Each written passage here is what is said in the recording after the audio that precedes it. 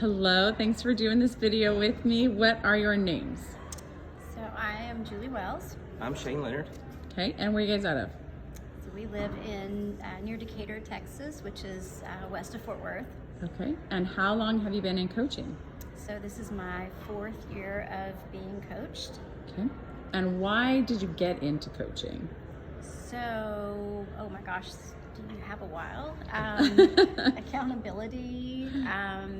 I was ready to take my business to another level.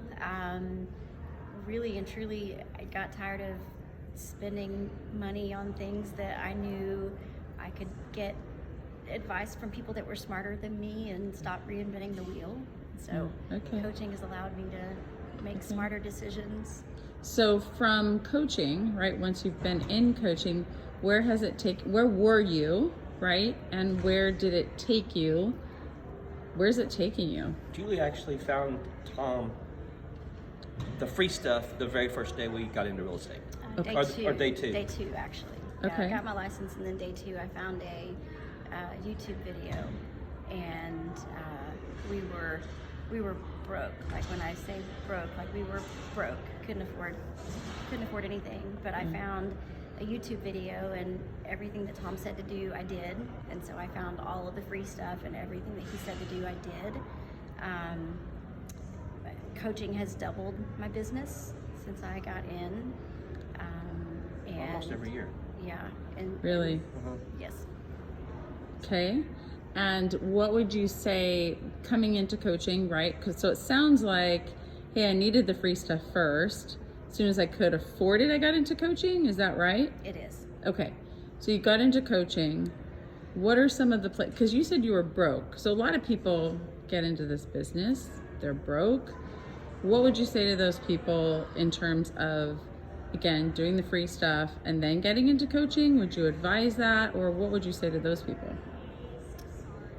So I would. I mean, do what you can afford, but it's gonna increase. And Tom just says the same thing. He won't let you into coaching if you can't afford it. Somebody was doing, I think earlier in this, in Blueprint here, he asked how many deals had done, that she had done 1 or 2.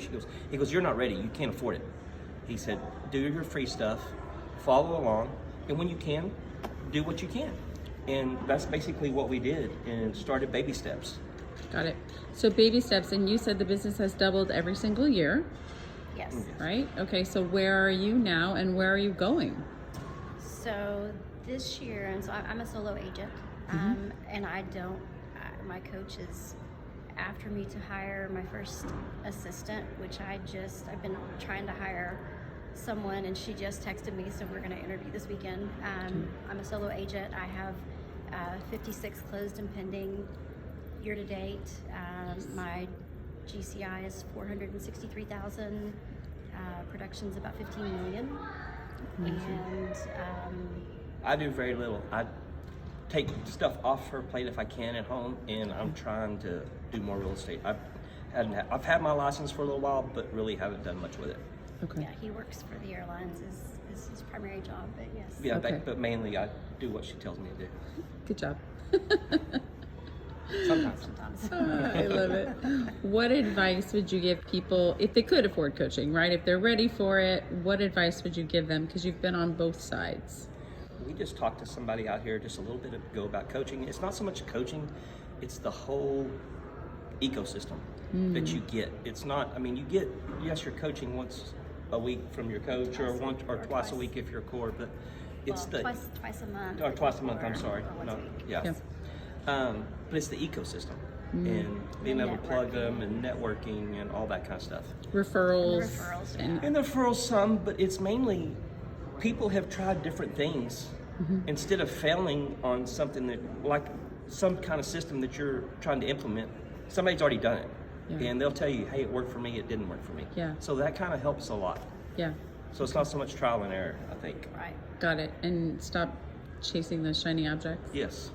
Right, because Yes. that was the biggest thing for, when before we got into coaching,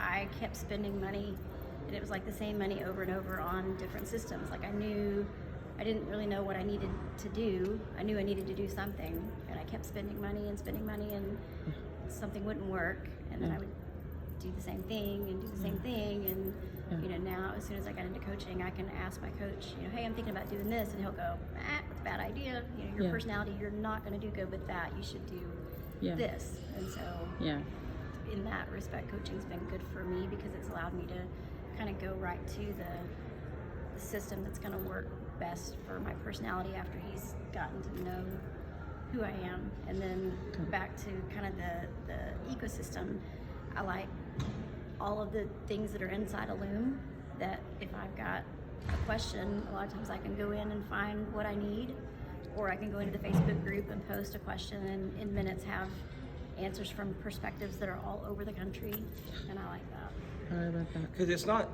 it seems, at least for us anyway, that everything that they tell you really doesn't work for us. Like, we don't door knock. We live in a rural area.